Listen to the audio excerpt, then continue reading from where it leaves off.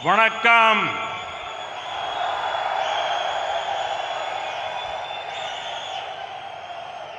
तमिलनाडु के governor RN. Ravi ji, मंत्रिमंडल में मेरे सहयोगी किंजरापू राम मोहन नायडू जी, डॉक्टर एल. मुरुगन जी, तमिलनाडु के मंत्री तंगम तेनरसु जी, डॉक्टर टी.आर.बी. राजा जी, पी. गीता जीवन जी, अनीता आर. राधाकृष्णन जी,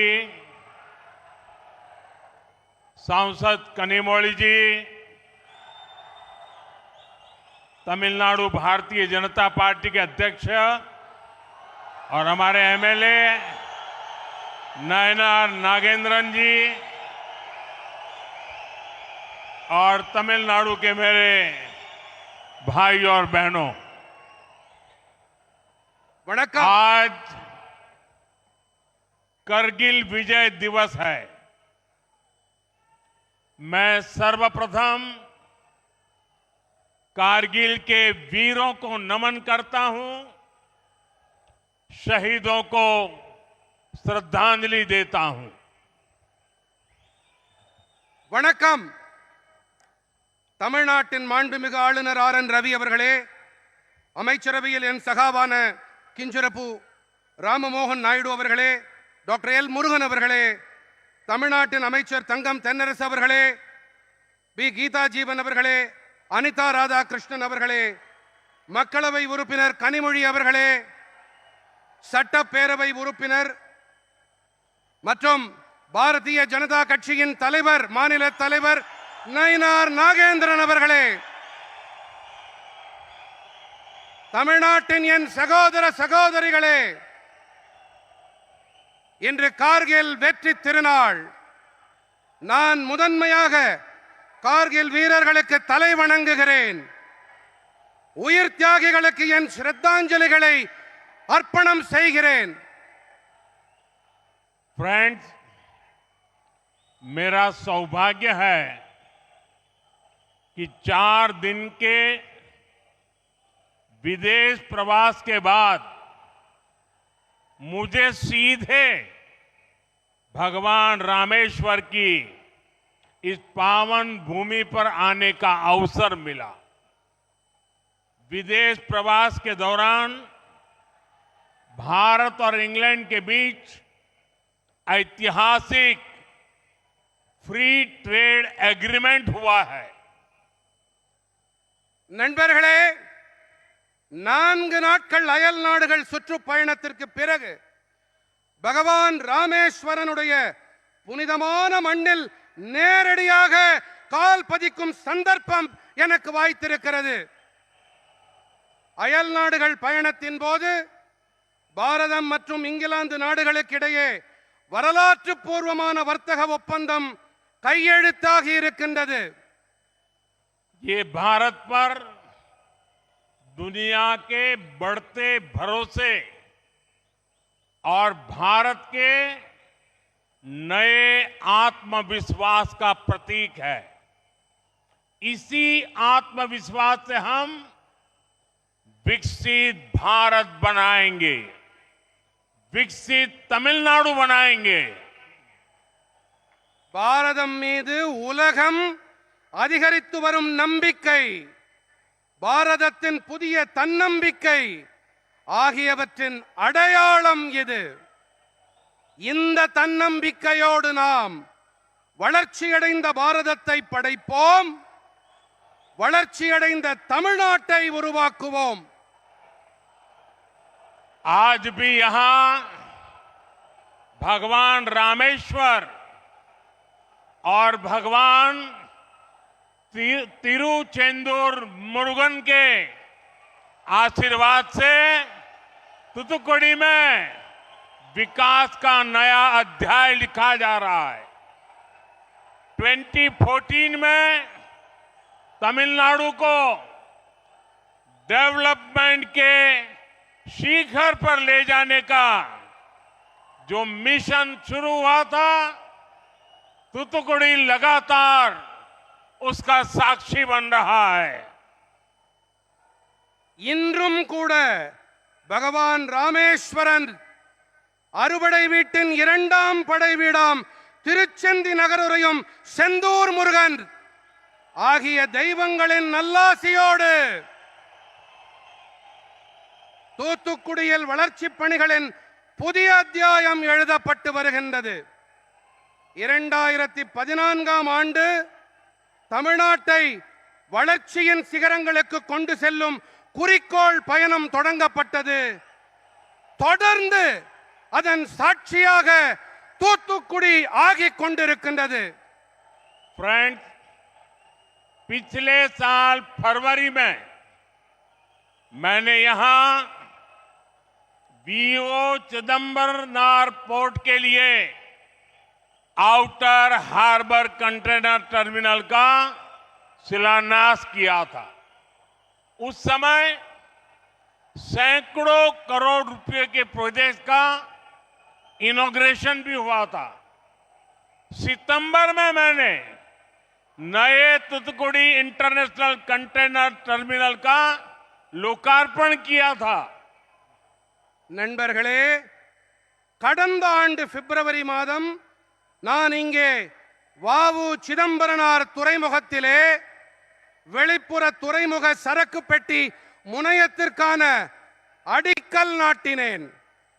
பல நூற்றுக்கணக்கான கோடி ரூபாய் பெருமானம் உள்ள திட்டங்களை அப்போது நான் தொடக்கி வைத்தேன்.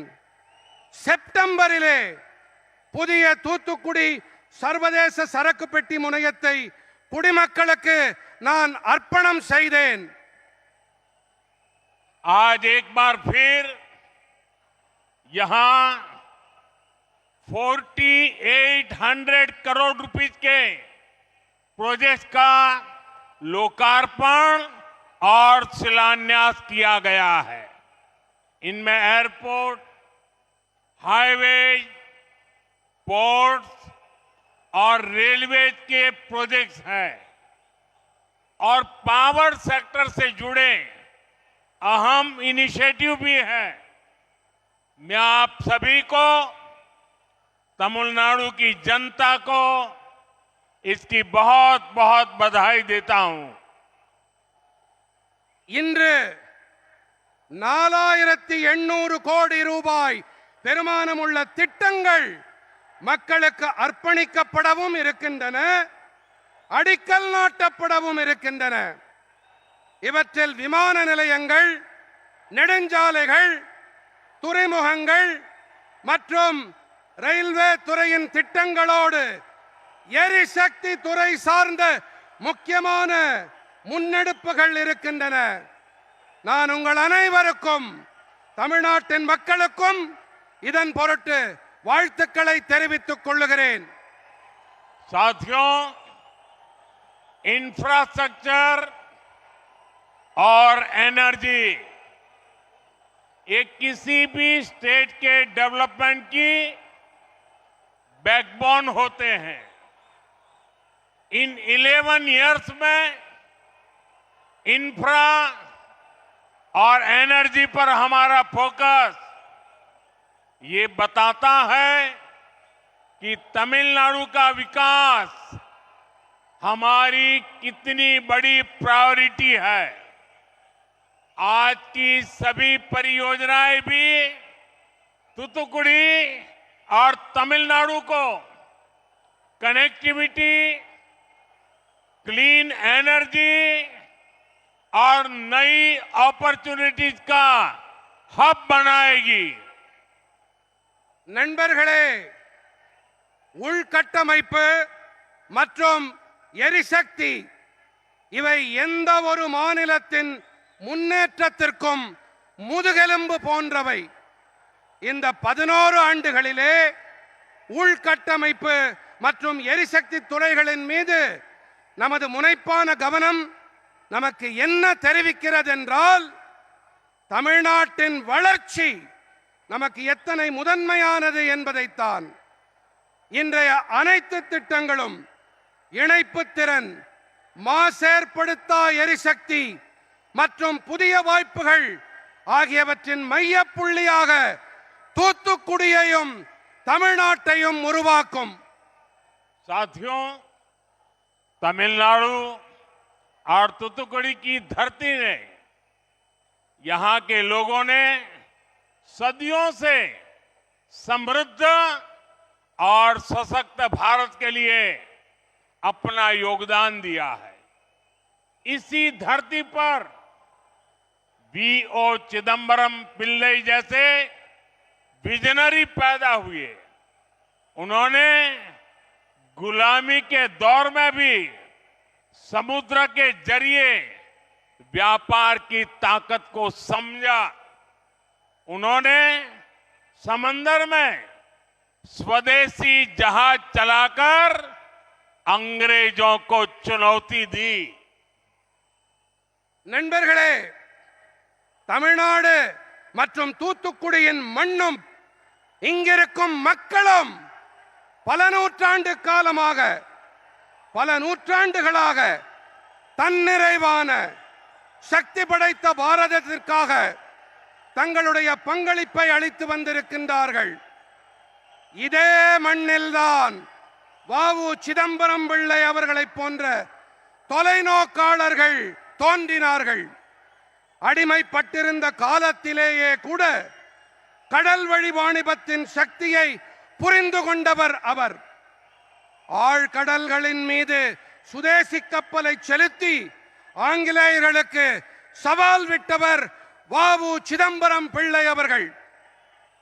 इसी भूमि पर वीर पांड्या कट्टाबोम्मन और अळगु मुथुकोन जैसे महापुरुषों ने स्वतंत्र और समर्थ भारत का सपना बुना था.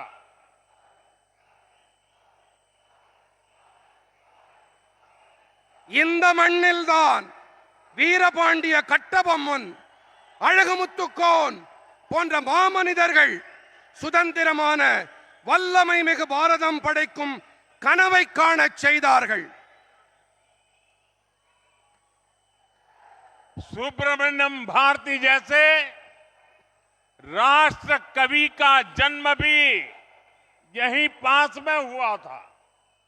आप सब जानते हैं सुब्रमण्यम भारती जी का जितना मजबूत रिश्ता तूतुकुड़ी से था, उतना ही मजबूत रिश्ता मेरे संसदीय क्षेत्र, मेरी काशी से भी है. हम काशी तमिल संगमम जैसे आयोजनों के जरिए अपनी सांस्कृतिक धरोहर को लगातार मजबूत कर रहे हैं. சுப்பிரமணிய பாரதி போன்ற தேசிய கவியும் கூட இங்கே அருகேதான் பிறந்திருக்கிறார். நீங்கள் அனைவரும் நன்கறிவீர்கள், சுப்பிரமணிய பாரதிக்கு எத்தனை பலமான உறவு தூத்துக்குடியோடு இருக்கின்றதோ அதே அளவு பலமான உறவு என்னுடைய நாடாளுமன்ற தொகுதியான காசியோடும் இருக்கின்றது. காசி தமிழ்ச் சங்கமம் போன்ற ஏற்பாடுகள் வாயிலாக நமது கலாச்சார மரபுகளை நாங்கள் தொடர்ந்து வலுப்படுத்திக் கொண்டு வருகின்றோம். फ्रेंड्स, मुझे याद है पिछले वर्ष ही मैंने तूतुकुड़ी के प्रसिद्ध पर्ल्स बिल गेट्स को उपहार में दिए थे. वो पर्ल्स उन्हें बहुत पसंद आए थे.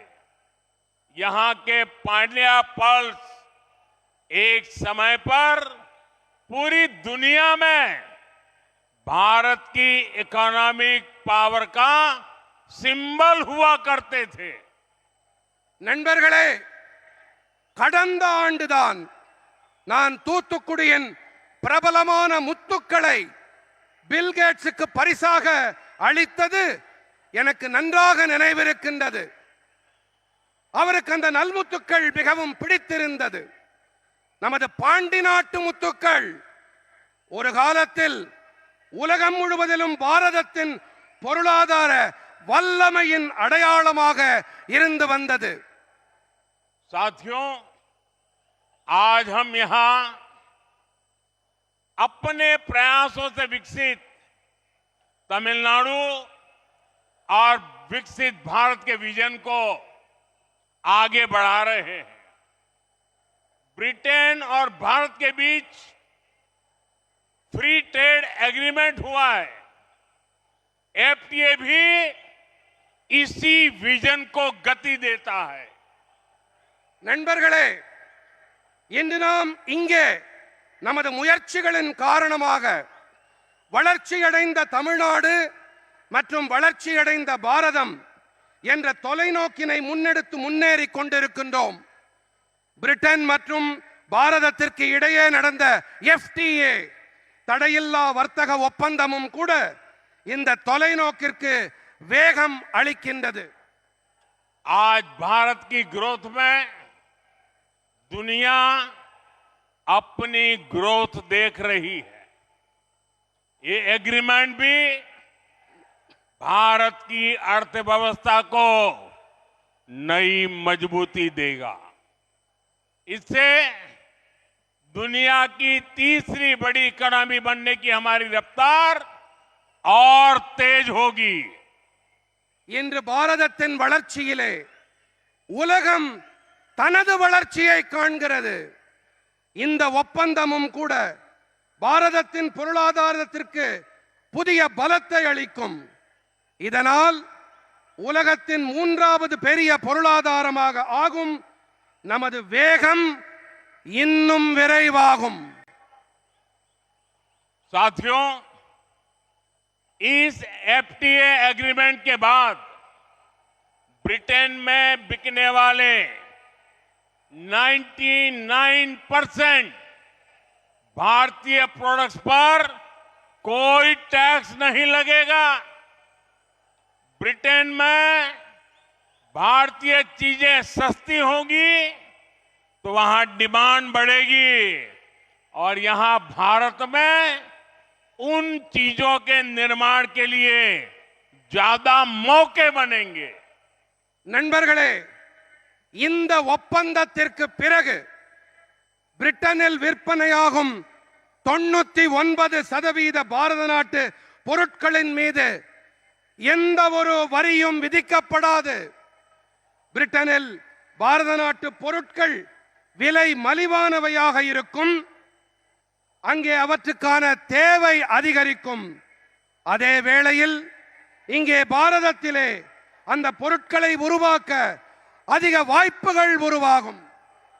साथियों, भारत ब्रिटेन एफटीए से तमिलनाडु के युवाओं को, हमारे छोटे उद्योगों, एमएसएमईज को, स्टार्टअप्स को सबसे अधिक लाभ होगा।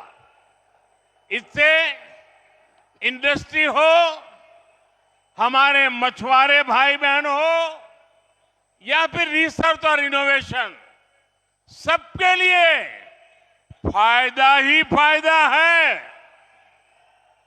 நண்பர்களே, பாரதம் பிரிட்டன் நாடுகளின் தடையில்லா வணிக ஒப்பந்தம் எஃப்டிஏ நம் நாட்டு இளைஞர்களுக்கு, நமது சிறு குறு நடுத்தர தொழில்துறைக்கு, நம்முடைய ஸ்டார்ட் அப்புகளுக்கு மிகுந்த ஆதாயத்தை ஏற்படுத்தி கொடுக்கும். இதனால் தொழில்துறையாகட்டும், நமது மீனவர்களாகட்டும், அல்லது ஆய்வுகள் மற்றும் புதுமைகள் படைத்தலாகட்டும், அனைவருக்கும் ஆதாயங்கள் கிடைக்கும். साथियों, आज भारत सरकार का मेक इन इंडिया और मिशन मैन्युफैक्चरिंग पर बहुत जोर है। आप सभी ने अभी ऑपरेशन सिंदूर के दौरान मेक इन इंडिया की ताकत देखी है। आतंक के ठिकानों को मिट्टी में मिलाने में मेड इन इंडिया हथियारों की बड़ी भूमिका रही है। भारत में बने हथियार आज भी आतंक के आकाओं की नींद उड़ाए हुए हैं। நண்பர்களே, இன்று மேக் இன் இந்தியா, இந்தியாவில் தயாரிப்போம் மற்றும் மிஷன் மேனுஃபேக்சரிங், இந்தியாவில் தயாரிக்கும் திட்டத்துக்கும் பாரத அரசு அதிக வலு சேர்க்கிறது. ஆபரேஷன் சிந்தூரின் போது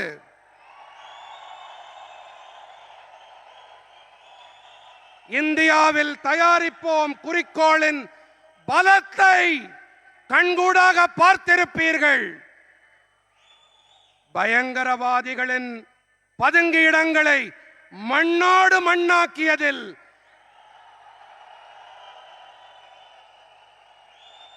இந்தியாவில் தயாரிக்கப்பட்ட ஆயுதங்களின் பெரும் பங்களிப்பு இருந்தது. நம் நாட்டில் தயாரிக்கப்பட்ட ஆயுதங்கள் இன்றும் கூட பயங்கரவாதத்தை ஆதரித்தவர்களை தூங்க விடாமல் செய்திருக்கிறது. फ्रेंड्स, तमिलनाडु के पोटेंशियल का पूरा इस्तेमाल करने के लिए भारत सरकार तमिलनाडु के इंफ्रास्ट्रक्चर को आधुनिक बनाने का प्रयास कर रही है। तमिलनाडु में हम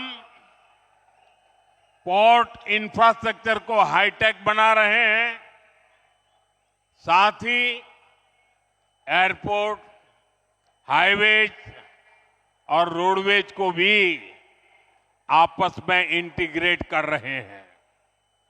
நண்பர்களே, நமது தமிழ்நாட்டின் ஆற்றல் வளத்தை முழுமையாக பயன்படுத்த தமிழ்நாட்டின் உள்கட்டமைப்புகளை நவீனப்படுத்தும் முயற்சிகளை மத்திய அரசு மேற்கொண்டு வருகின்றது. தமிழ்நாட்டிலே நாங்கள் துறைமுக கட்டமைப்பை உயர் தொழில்நுட்பம் உடையதாக ஆக்கிக் கொண்டிருக்கின்றோம். இதோடு கூடவே விமான நிலையங்கள், நெடுஞ்சாலைகள் மற்றும் ரயில்வே துறை ஆகியவற்றுக்கு இடையேயும் கூட பரஸ்பர ஒருங்கிணைப்பை ஏற்படுத்திக் கொண்டு வருகின்றோம். आज तूतुकुड़ी एयरपोर्ट के नए एडवांस टर्मिनल का शुभारंभ इसी दिशा में एक और बड़ा कदम है। 450 करोड़ रुपीस की कॉस्ट से बना ये टर्मिनल अब हर साल 20 लाख से ज्यादा पैसेंजर्स को होस्ट करेगा। पहले ये सालाना कैपेसिटी केवल 3 लाख पैसेंजर की थी। இன்று தூத்துக்குடி விமான நிலையத்தின் புதிய மேம்படுத்தப்பட்ட முனையத்தின் தொடக்க விழா இந்த திசையிலே மேலும் ஒரு பெரிய முன்னெடுப்பாகும். 450 கோடி ரூபாய் செலவில் உருவாக்கப்பட்டிருக்கும் இந்த முனையம் இப்போது ஒவ்வொரு ஆண்டும் 20 லட்சத்திற்கும் அதிகமான பயணிகளை வரவேற்கும். முன்பு ஆண்டுக்கு வெறும் 3 லட்சம் பயணிகளை மட்டும் கையாளும் திறன் கொண்டதாக இருந்தது இது. साथियों, नए टर्मिनल के बाद देश के कई और रूट्स तक तूतुकुड़ी की कनेक्टिविटी बढ़ेगी। तमिलनाडु में corporate travel, education hub, health infrastructure को इससे ज्यादा फायदा होगा। साथ ही इस इलाके के टूरिज्म पोटेंशियल को भी नई एनर्जी मिलेगी। நண்பர்களே, இந்த புதிய முனையம் தொடக்கப்பட்ட பிறகு இனி வரவிருக்கும் காலத்திலே தேசத்தின் மேலும் பல வழிகள் வரை தூத்துக்குடியின் இணைப்பு அதிகரிக்கும். அப்போது இங்கிருக்கும் வியாபாரத்துக்கும் தொழில்களுக்கும் ஊக்கம் கிடைக்கும். தமிழ்நாட்டின் பெருநிறுவன பயணங்கள், கல்வித்துறை மையங்கள், உடல்நல கட்டமைப்பு ஆகியவற்றுக்கு இதனால் ஆதாயங்கள் ஏற்படும். இதோடு கூடவே இந்த பகுதியில் சுற்றுலாவுக்கான சாத்தியக்கூறுகளுக்கும் புதிய ஆற்றல் கிடைக்கும். साथियों, आज हमने तमिलनाडु के 2 मेजर रोड प्रोजेक्ट्स को भी जनता को समर्पित किया है. करीब 2500 करोड़ रुपीस से बनी ये रोड्स 2 मेजर डेवलपमेंट एरिया को चेन्नई से जोड़ने जा रही है. इन रोड्स की वजह से डेल्टा जिलों से चेन्नई की कनेक्टिविटी और बेहतर हुई है. நண்பர்களே, இன்று நாம் தமிழ்நாட்டின் 2 பெரிய சாலை கட்டமைப்புகளையும் கூட மக்களுக்கு அர்ப்பணித்திருக்கின்றோம். கிட்டத்தட்ட 2500 கோடி ரூபாய் செலவில் உருவாக்கப்பட்ட இந்த சாலைகள் 2 பெரிய வளர்ச்சி பகுதிகளை சென்னையோடு இணைக்க இருக்கின்றன. இந்த சாலைகள் டெல்டா மாவட்டங்களை சென்னையோடு சிறப்பாக இணைக்கும் பணியை ஆற்றும்.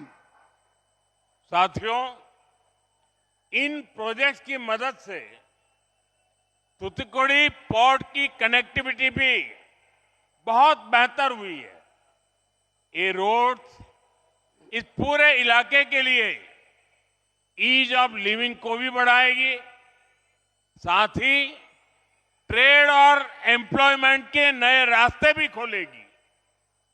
நண்பர்களே, இந்த திட்டங்களின் உதவியோடு தூத்துக்குடி துறைமுகத்தின் இணைப்பும் கூட இன்னும் சிறப்பாக ஆகியிருக்கிறது. இந்த சாலைகள் இந்த மொத்த பகுதியின் வாழ்க்கையை சுலபமாக வாழும் தன்மையை மேலும் சிறப்படைய செய்யும்.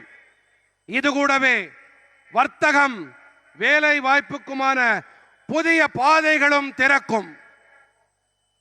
साथियों, हमारी सरकार देश की रेलवे को इंडस्ट्रियल ग्रोथ और आत्मनिर्भर भारत की लाइफलाइन मानती है. इसलिए बीते 11 इयर्स में देश के रेलवे इंफ्रास्ट्रक्चर ने मॉडर्नाइजेशन का नया दौर देखा है. तमिलनाडु रेलवे इंफ्रास्ट्रक्चर के मॉडर्नाइजेशन कैंपेन का एक प्रमुख सेंटर है. நண்பர்களே, நமது அரசாங்கம் தேசத்தின் ரயில்வே துறையை தொழில்துறை வளர்ச்சி மற்றும் தற்சார்பு பாரதத்தின் உயிர்நாடியாக கருதுகிறது. ஆகையால் தான் கடந்த 11 ஆண்டுகளிலே தேசத்தின் ரயில்வே துறை கட்டமைப்பு நவீனமயமாக்கம் என்ற புதிய போக்கை கடந்து வந்திருக்கின்றது. தமிழ்நாட்டின் ரயில்வே துறை கட்டமைப்பு நவீனமயமாக்கல் இயக்கத்தின் ஒரு முக்கியமான மையமாகும்.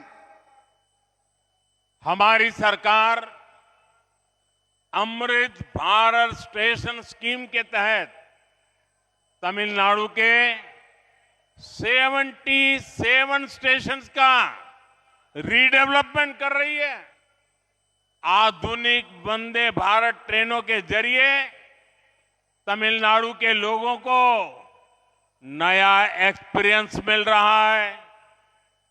देश का पहला और अनूठा vertical lift rail bridge Pamban bridge भी तमिलनाडु में बना है. पंबन ब्रिज से ईज ऑफ डूइंग बिजनेस और ईज ऑफ ट्रैवल दोनों बढ़ा है. நமது அரசாங்கம் அமுத பாரத நிலையங்கள் திட்டத்தின்படி தமிழ்நாட்டின் 77 நிலையங்களின் மறுமேம்பாட்டை மேற்கொண்டு வருகின்றது. நவீன வந்தே பாரத் ரயில்கள் வரிசையில் தமிழ்நாட்டின் மக்களுக்கு ஒரு புதிய அனுபவம் கிடைத்து வருகின்றது. தேசத்தின் முதல் மற்றும் தனித்தன்மை வாய்ந்த செங்குத்து தூக்கு ரயில் பாலமான பாம்பன் பாலமும் கூட தமிழ்நாட்டில்தான் உருவாக்கப்பட்டிருக்கின்றது. பாம்பன் பாலத்தால் வியாபாரம் செய்வதில் சுலபத்தன்மை மற்றும் பயணிப்பதில் சுலபத்தன்மை இரண்டுமே அதிகரித்திருக்கின்றது. साथियों, आज देश में मेगा और मॉडर्न इंफ्रास्ट्रक्चर डेवलप करने का महाअभियान चल रहा है. कुछ दिन पहले शुरू हुआ जम्मू कश्मीर का चिनाब ब्रिज इंजीनियरिंग मार्वल है. इस ब्रिज ने पहली बार रेलवे के जरिए जम्मू को श्रीनगर से जोड़ दिया है. நண்பர்களே, இன்று தேசத்திலே மிகப்பெரிய மற்றும் நவீன கட்டமைப்புகளை மேம்படுத்தும் மாபெரும் வேள்வி நடைபெற்று வருகின்றது. சில நாட்கள் முன்பாக தொடங்கப்பட்ட ஜம்மு காஷ்மீரத்தின் சினாப் பாலம் பொறியியல் அற்புதமாக கருதப்படுகின்றது. இந்த பாலம் காரணமாக முதன்முறையாக ரயில் பாதை வாயிலாக ஜம்மு பகுதி श्रीनगरोடு இணைக்கப்பட்டது. इसके अलावा देश का सबसे लंबा सी ब्रिज अटल सेतु बना है. असम में बोगीबील ब्रिज बना है. 6 किलोमीटर से ज्यादा लंबी सोनमर्ग टनल बनी है. ऐसे कितने ही प्रोजेक्ट भारत सरकार ने, एनडीए सरकार ने पूरे किए हैं. इन सभी से हजारों की संख्या में एम्प्लॉयमेंट जनरेट हुआ है. இவை தவிர தேசத்தின் மிகவும் நீளமான கடல் பாலம் அடல் பாலம் உருவாக்கப்பட்டது. அசாமிலே போகிபீல் பாலம் கட்டப்பட்டது. 6 கிலோமீட்டருக்கும் அதிக நீளம் கொண்ட சோன்மார்க் சுரங்கப்பாதை உருவாக்கப்பட்டது. இப்படி எத்தனையோ திட்டங்களை பாரத அரசு, என்டிஏ அரசு நிறைவேற்றி இருக்கின்றது. இவை அனைத்தும் ஆயிரக்கணக்கானவர்களுக்கு வேலை வாய்ப்பை உருவாக்கி அளித்திருக்கின்றது. फ्रेंड्स, आज भी हमने तमिलनाडु में जिन रेलवे प्रोजेक्ट्स को डेडिकेट किया है, उनसे दक्षिण तमिलनाडु के लाखों लोगों को लाभ मिलेगा. मदुरई से बोडी नायकनूर इस लाइन का इलेक्ट्रिफिकेशन होने के बाद अब यहां वंदे भारत जैसी ट्रेनें चलाने का रास्ता खुल गया है. ये रेलवे प्रोजेक्ट्स तमिलनाडु की स्पीड को और इसके डेवलपमेंट स्केल दोनों को एक नई शक्ति देने जा रहे हैं. நண்பர்களே, இன்றும் கூட தமிழ்நாட்டிற்காக நாம் எந்த ரயில் துறை திட்டங்களை அர்ப்பணித்திருக்கின்றோமோ இவற்றால் தென் தமிழ்நாட்டின் லட்சக்கணக்கான மக்களுக்கு ஆதாயங்கள் ஏற்படும். மதுரை போடி நாயக்கனூர் வழிப்பாதை மின்மயமாக்கப்பட்ட பிறகு இப்போது இங்கே வந்தே பாரத் போன்ற ரயில்கள் பயணிக்கும் பாதை திறக்கப்பட்டு விட்டது. இந்த ரயில்வே திட்டங்கள் தமிழ்நாட்டின் வேகத்தை மற்றும் அதன் வளர்ச்சியின் வீச்சு இரண்டுக்குமே ஒரு புதிய சக்தியை அளிக்க இருக்கின்றது. साथियों, आज यहां 2000 मेगावाट के कुडानकोलम न्यूक्लियर पावर प्रोजेक्ट से जुड़े ट्रांसमिशन प्रोजेक्ट की नींव भी रखी गई है. करीब 550 करोड़ रुपीस की लागत से बनने वाला ये सिस्टम आने वाले वर्षों में देश को क्लीन एनर्जी देने में बड़ी भूमिका निभाने वाला है. நண்பர்களே, இன்று இங்கே 2000 மெகாவாட் கூடங்குளம் அணுமின் சக்தி திட்டங்களிலிருந்து மின்சாரத்தை கொண்டு செல்லும் திட்டங்களுக்கான அடித்தளமும் நாட்டப்பட்டது. சுமார் 550 கோடி ரூபாய் முதலீட்டில் உருவாகி வரும் இந்த அமைப்பு வரவிருக்கும் ஆண்டுகளிலே தேசத்திற்கு தூய்மையான எரிசக்தியை அளிக்கும் பெரிய பங்களிப்பை ஆற்ற இருக்கின்றது. ये एनर्जी प्रोजेक्ट भारत के ग्लोबल एनर्जी टारगेट और एनवायरमेंटल कमिटमेंट्स को पूरा करने का माध्यम बनेगा. जब इलेक्ट्रिसिटी प्रोडक्शन बढ़ेगा तो तमिलनाडु की इंडस्ट्री को, डोमेस्टिक यूजर्स को भी इससे बड़ा लाभ होगा. இந்த எரிசக்தி பாரதத்தை உலக எரிசக்தி இலக்குகளையும் சுற்றுச்சூழல் உறுதிப்பாடுகளையும் நிறைவேற்றும் ஊடகமாக ஆக்கும். மின்சார தயாரிப்பு அதிகரிக்கும் போது தமிழ்நாட்டின் தொழில்துறைக்கு, உள்ளூர் நுகர்வோர் ஆகிய அனைவருக்கும் இதனால் லாபம் ஏற்படும். साथियों, मुझे खुशी है कि तमिलनाडु में पीएम सूर्यघर मुफ्त बिजली योजना भी तेज गति से चल रही है.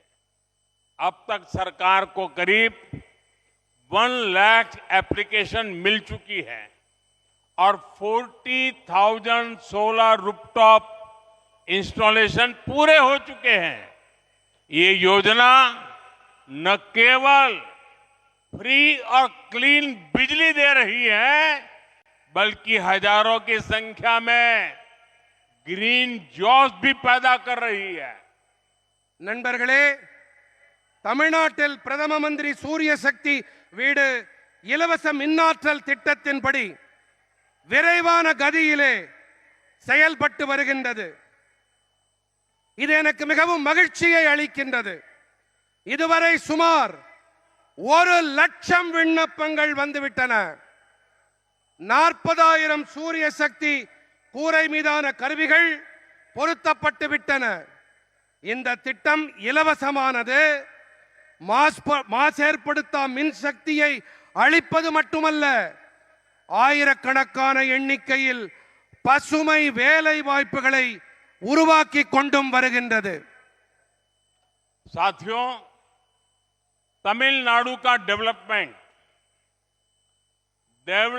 तमिलनाडु का सपना, ये हमारा कोर कमिटमेंट है.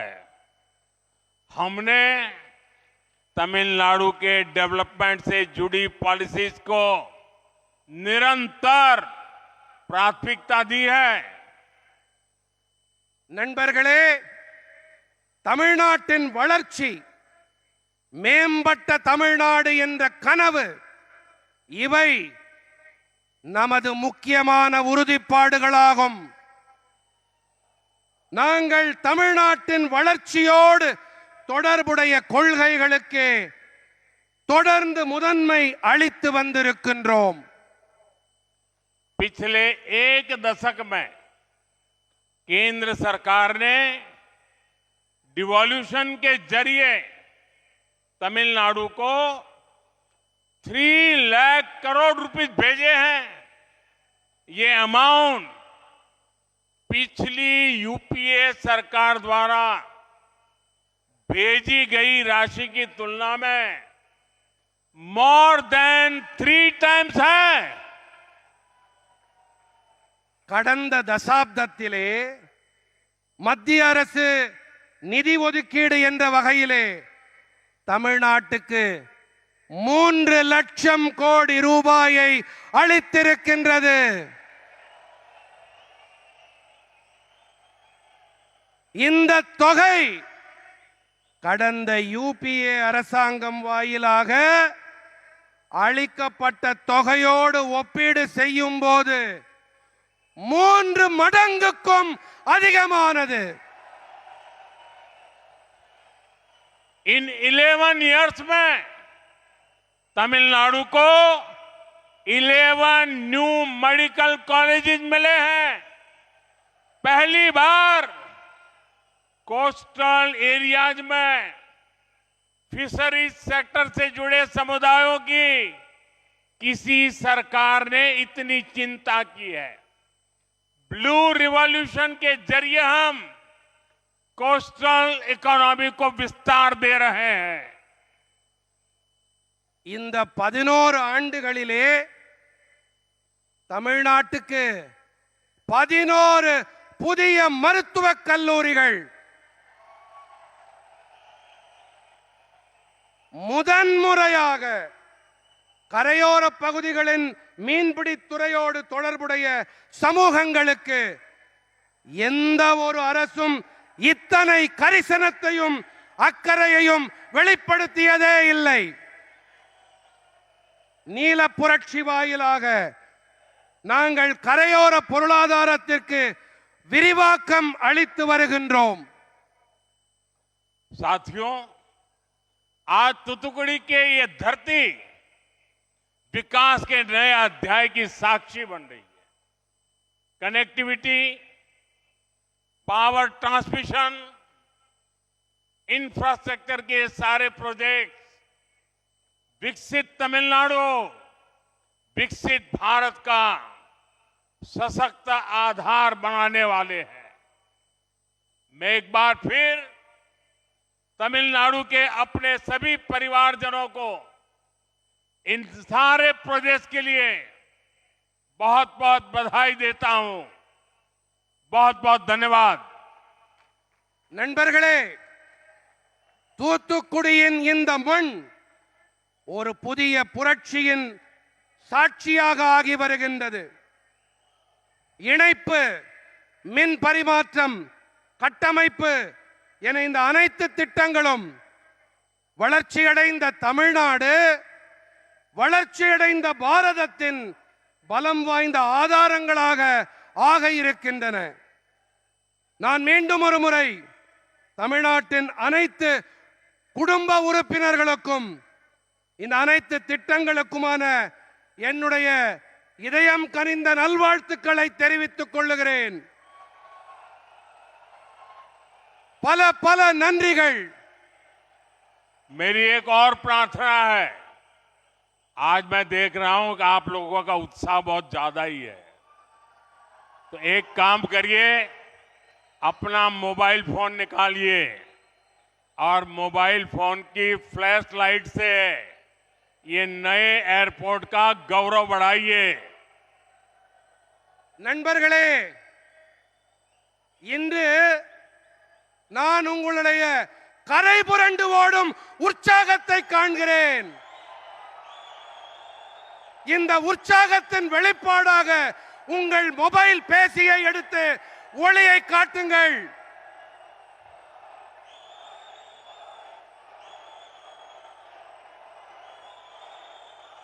भारत माता की, भारत माता की, भारत माता की। बहुत बहुत धन्यवाद। वणक्कम।